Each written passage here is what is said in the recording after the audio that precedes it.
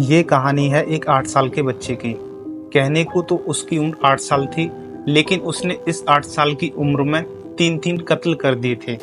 जब पुलिस को जांच के दौरान पता चला कि इन हत्याओं के पीछे कोई 28-30 साल का कातिल नहीं बल्कि एक 8 साल का बच्चा है, तो पुलिस भी सोच में पड़ गई कि आखिर कोई कैसे 8 साल का बच्चा इस प्रकार की हत्याएं कर सकता है। बाद में उस 8 साल के बच्चे ने पुलिस को कुछ ऐसी बातें बताई जिसे सुनने के बाद पुलिस के भी होश उड़ गई। इस कहानी की शुरुआत होती है बिहार के बेगूसराय जिले के एक छोटे से गांव मुसहरी से। उस गांव में एक परिवार रहता था। परिवार में 4 लोग, पति पत्नी और 2 बच्चे, एक लड़का और एक लड़की रहते थे।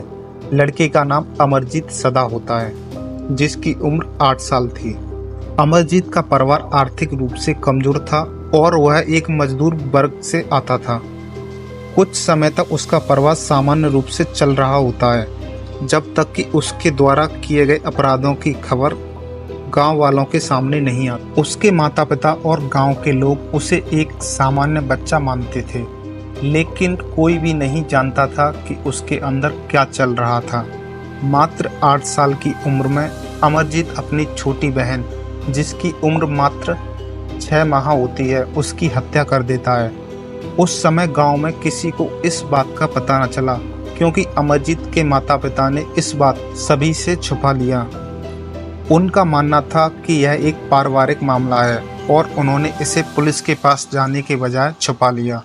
इस घटना के कुछ समय बाद अमरजीत फिर से अपनी 8 माह की चचेरी बहन की हत्या कर देता है, किंतु इस बार भी परिवार के लोग ने इसे गंभीरता से नहीं लिया और यह सोचकर टाल दिया कि अमरजीत अभी एक 8 साल का बच्चा है। इस घटना के 4 माह बाद अमरजीत फिर से अपने पड़ोसी की 6 माह की बच्ची, जिसका नाम खुशबू होता है, उसकी बड़ी बेरहमी से हत्या कर देता है।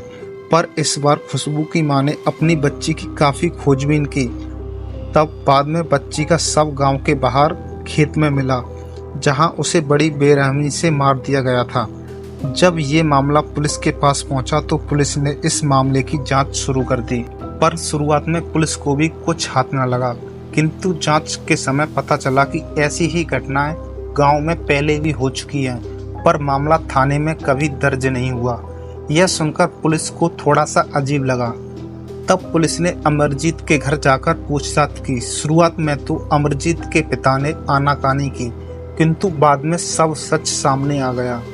पुलिस भी यह जानकर हैरान थी कि किलर कोई 25-30 साल का कातिल नहीं बल्कि एक 8 साल का बच्चा है। गांव वाले भी इस बात को जानकर हैरान थे कि सामान्य सा दिखने वाला 8 साल का अमरजीत 3-3 बच्चों का कातिल है। जब पुलिस ने उससे पूछताछ की तब उसने बताया कि वह बच्चों को मारकर खेत में फेंक देता था। अमरजीत की गिरफ्तारी के बाद पुलिस के लिए यह मामला बेहद जटिल हो गया कि एक 8 साल के बच्चे को सीरियल किलर के रूप में देखना और समझना बेहद चुनौतीपूर्ण था। जब अमरजीत से हत्याओं के बारे में ये सवाल किए गए तब अमरजीत ने हंसते हुए हत्याएं कबूल कर ली और पुलिस को बताया कि उसने बच्चों की हड्डियां तोड़ी और उन्हें मारने में उसे मजा आता था। बाद में पुलिस और कई मनोवैज्ञानिकों ने अमरजीत की मानसिक स्थिति को लेकर अध्ययन किया। तब कई मनोवैज्ञानिकों का मानना था कि अमरजीत एक कंडक्ट डिसऑर्डर जैसी बीमारी से पीड़ित हो सकता है। बाद में भारतीय न्याय प्रणाली के तहत 18 साल से कम उम्र के बच्चों को वयस्कों की तरह सजा नहीं दी जा सकती, क्योंकि उस समय अमरजीत की उम्र मात्र 9 साल थी। इसलिए अमरजीत को जेल के बजाय सुधार गृह भेजा गया। लेकिन सवाल ये था कि क्या इतने क्रूर हत्याएं करने वाला बच्चा वास्तव में सुधर सकता है? अमरजीत सदा के इस मामले ने पूरे समाज को हिलाकर रख दिया। अमरजीत सदा का मामला एक ऐसी कहानी है जो समाज, कानून और मनोवैज्ञानिक के सामने कई गंभीर सवाल खड़े करता है। यह केवल एक क्राइम स्टोरी नहीं बल्कि यह उस गहरी मानसिक और सामाजिक जटिलता को दर्शाता है जिसे समझना हर किसी के लिए कठिन है।